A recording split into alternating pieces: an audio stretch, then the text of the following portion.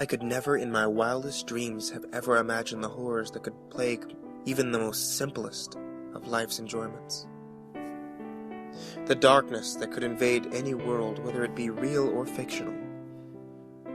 It all started the day me and my girlfriend were talking about video games we used to play growing up, and games that we used to enjoy.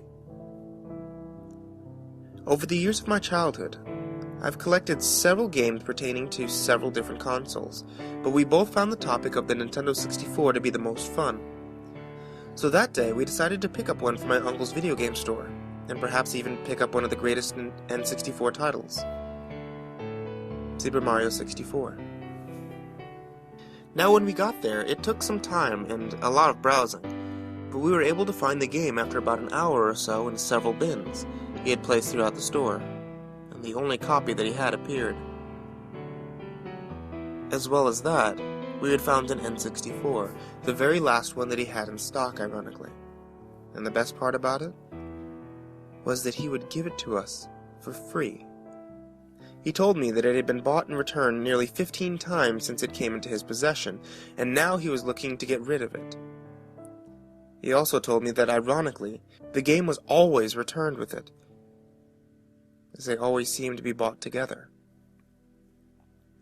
He had heard that something was wrong with one or the other, and that some people even went as far as to tell him that they were evil, made in hell, things like that. Seeing as how he only heard the story from 3 out of 15 customers, I brushed it off as just some hysterical story told by people who decided they simply didn't want to keep the system, an excuse, if you will, and gave him $20 for Super Mario 64. Cheap jerk gave me the N64 for free, though. We went back home after being gone for about an hour and a half. When I got home, I laid the system by my living room TV and started to rummage through old boxes where I kept all sorts of old games, ranging from classic Atari games to ever-popular Dreamcast. It was actually sort of strange, because in the boxes I found that I owned every major console, except for the N64. Well, until now, anyway. I pulled out my box with all the N64 games in it and began to dig through it. I found games like The Legend of Zelda Ocarina of Time, as well as its sequel, Majora's Mask,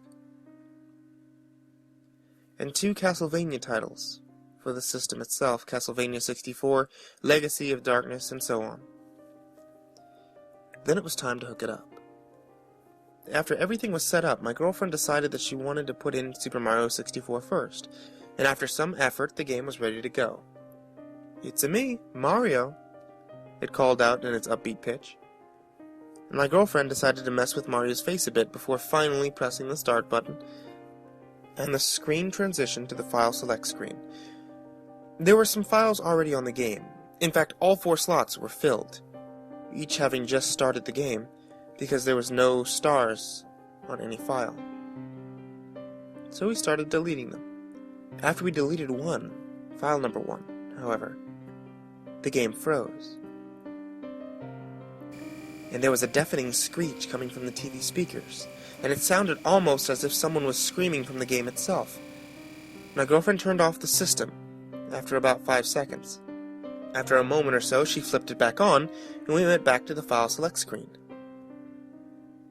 Strangely enough, the file that we had deleted on file 1 was back. And this time, it had 66 stars, even though previously it had none. So once more she deleted it, and again it made a loud screeching sound. This time I would swear to God that it was louder than before, to the point where we both fell back while covering our ears. As I was closer to the plug than the system itself, I jerked it out of the wall. This time, before we bothered trying, I took the game out of the system and took it to the kitchen. It turned out that they were really dusty, which explained, at least to me, why the game was reacting the way that it was, although it was still weird. Well, after cleaning it with a Q-tip, I took it back to the living room and handed it to her. She plugged the console back into the wall, and we were ready to go. By now, it was getting dark out. There were no lights in the room, and we couldn't plug in our lamp because the system and TV took up the outlets. So, We were forced to play in the dark. For me, something didn't feel right, because, for some reason, I was filled with a sense of nervousness that I couldn't quite explain. I shook it off and turned on the system. When we were back to the file select screen, each file that was there previously was gone, oddly enough. Which to me confirmed to my suspicion that it was just a dirty game cartridge that messed it up. So we started a new game on file 1. The screen lagged like it was a CD or something, but after about a minute, started up normally. We got the opening scene with Peach inviting Mario to the castle, and the camera, as usual, followed up the pathway to the giant green pipe, which Mario leapt out of. She was in control of the game and took Mario directly to the castle. When she opened the door to the castle, there was a prolonged pause, which made me nervous. Once again, the loud screeching that ruined the game had previously shot through our ears, and it felt like glass was jabbed into my eardrums.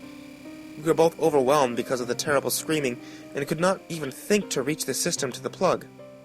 After about 30 seconds, it stopped, and we looked up to the TV. Mario had somehow found his way to Big Boo's haunt, as the mansion that had never appeared this creepy when I used to play it loomed over Mario's head, ominously. "What the hell?" I said as I regained myself.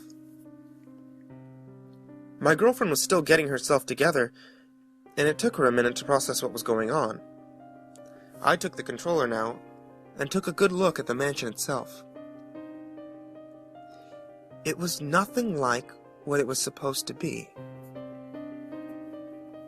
It had castle-like features, actually, and was covered totally in blood and rust. And the sky had black and red colors about it, complemented by the black clouds that seemed to pass by in an instant. I noticed that a new tower was now coming out of the mansion, and upon getting a good look at it, I noticed several figures hanging from it. The whole screen faded to white, like it does in the entrance of a room when you look up at the skylight and go to the world that you obtain the wing cap in. When Mario reappeared, we had somehow made it to the top of the tower, on a platform that went all the way around. The sky had a gloomy look to it, as each cloud passed over the tower, as dark as the night sky.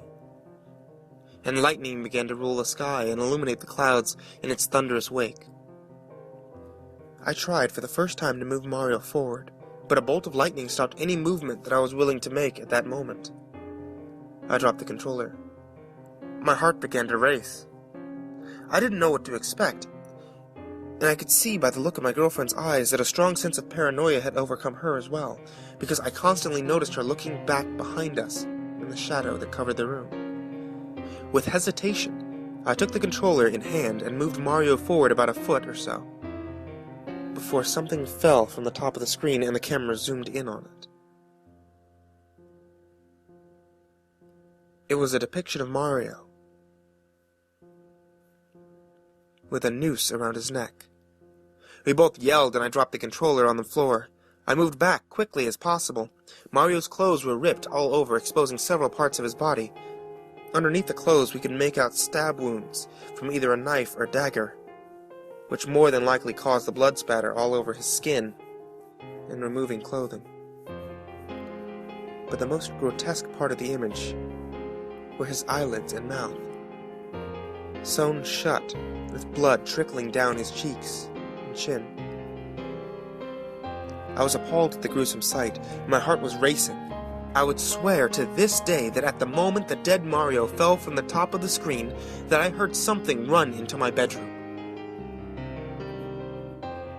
All the hung figures were Mario. All the exact same, with eyelids and mouths sewn shut, stab wounds all over their bodies. I worked up all the courage I could muster. I again unplugged the N64, which turned off. But not at that instant. Before the TV screen went black, the hung Mario's face, underneath his sewn lips, was smirking at us. I didn't want to get up, not even to turn on the lights. I wanted to remain in that exact spot, sitting down, because at least there I felt somewhat safe. But for my girlfriend's sake, I plugged in the lamp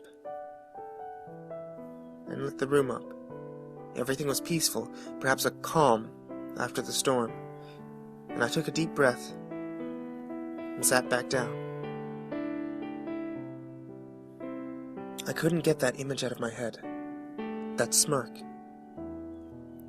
I felt powerless as to what my mind wanted to remain on. I sat on the floor next to my girlfriend and hugged her, picked her up and took her to bed. Who the hell would make a game like that? It had to be the game. It had to be hacked. It's the only thing that made sense to me. What I saw in that game, I would define as evil in its sickest form. Without a word between us, we laid in bed for what felt like hours before one of us finally broke the silence. She told me that she wanted to get rid of the game as soon as possible. As it was already late, I decided that it would be best to wait until tomorrow because I was sure that my uncle's store was closed and GameStop wouldn't take games that old. So we stayed in bed and agreed that we would not play that game again. But I couldn't get it out of my head still.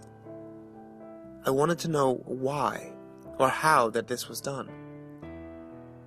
My curiosity got the better of me in the end, and after she had fallen asleep, I quietly got out of bed, went back into the living room, plugged in the N64 and didn't turn it on. Didn't have to. The game started itself, and not only that, picked up exactly where it left off. I was astounded by this because I had never seen the N64 do anything like that. Right then and there, I knew that this was more. That there was more to this than I knew, and I had to know what. I was fascinated, drawn in perhaps. I got a good look around the tower. Despite being disgusted, I was morbidly fascinated by the entire scene. The paranoia it could convey was intriguing. After a few minutes of looking around, I pressed the pause button and again the screen faded. This time to black. It took me all the way back to the first select screen, and I found myself with more questions than answers. All the files were back again. File 1 had 66 stars, while File 2, 3, and 4 had none. I tried to remember back to when we picked the file, and I was certain that they were not there before. I tried loading File 4 first, and in response the game showed me a picture of Mario dead in a pool of his own blood, with his eyeballs and entrails hanging out. After a shudder, it allowed me to hit B and go back. I tried loading File 3, and again I got another appalling picture. It was Mario, once again, staring directly into the screen with bloodshot eyes. It looked so close to real that I almost thought that they were. His mouth was gaping open, and his tongue missing. Oh, it was missing from his mouth, at least. I examined further and realized that Mario's tongue was wrapped around his throat, and that he was being strangled with it. I heard a chuckle of sorts, not from the game, but it sounded like it was directly behind me. I ignored it, against my better judgment. I tried to start up File 2 now, and a video began to play. Mario was strapped down on a table in a decrepit version of the castle's entrance hall, and the stones were all black, blood oozing from the cracks between them. Curtains that hung from the ceiling were tattered and falling apart, and they appeared to be worn with the years. In the background, Peach and Toadstool were strapped to both sides of the door that led to the basement area. Toadstool had the mushroom on his head torn off. I could make out his skull, showing through the still fresh wound. He was obviously dead. Peach sent me into a state of awe. Her skin was peeled off, and all I could see, fully formed, was her head, which remained untouched.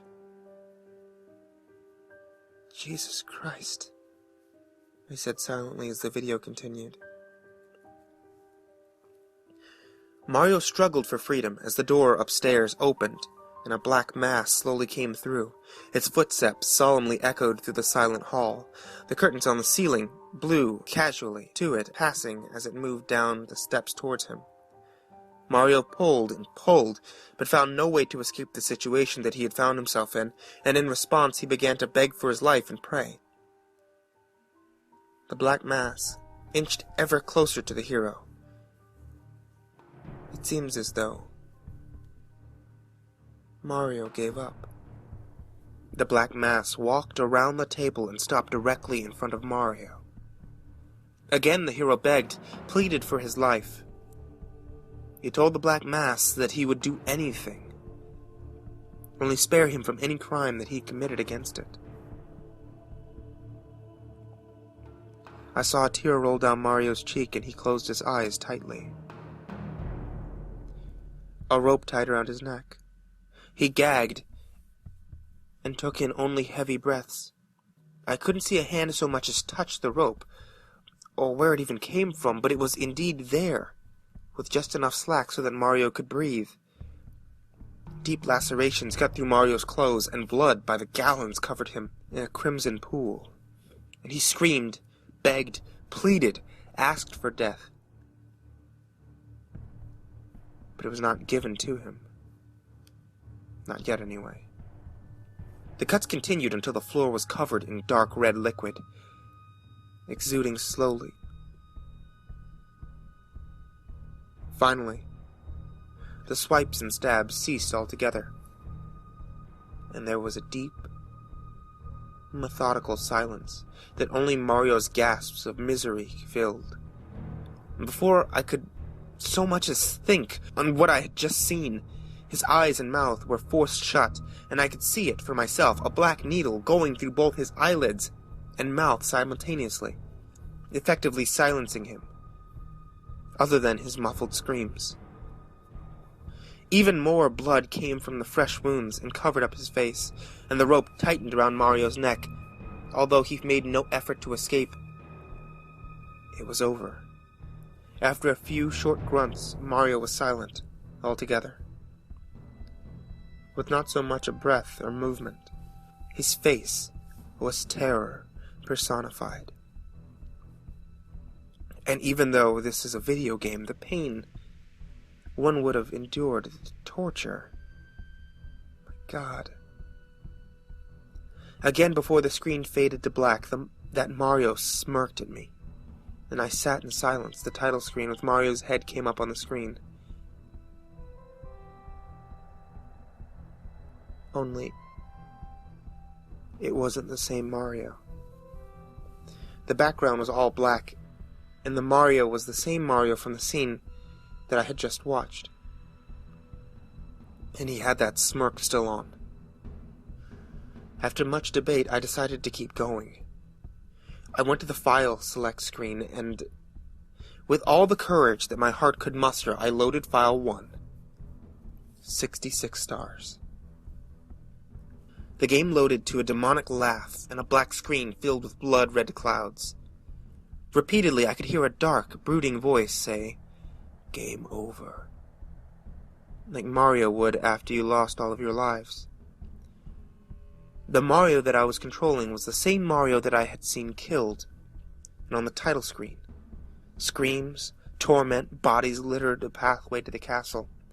The bodies of Peach, several toadstools, and at the end, a dead Bowser, whose head was missing, and whose body was impaled on a pike right outside of the bridge. I entered the castle and found myself back at Big Boo's haunt. I didn't question it anymore. I just went with it. The scene had not changed, not even slightly. And ignoring all the graphic details, I entered the mansion to what I was sure would strike my heart in some way, shape, or form. I could feel something circling and enclosing around me. I ignored it. I had to. I needed to know what this was, or what was going on. And something whispered in my ear. I was sure of it. I gulped as the scream transitioned to the entrance hall of Big Boo's haunt, and the room with all the doors. The bodies of faceless Marios were hung all over the ceiling, illuminated by only torches. I could feel sweat trickling down the back of my neck as I saw a standalone figure all the way on the upper balcony. I moved Mario slowly towards it.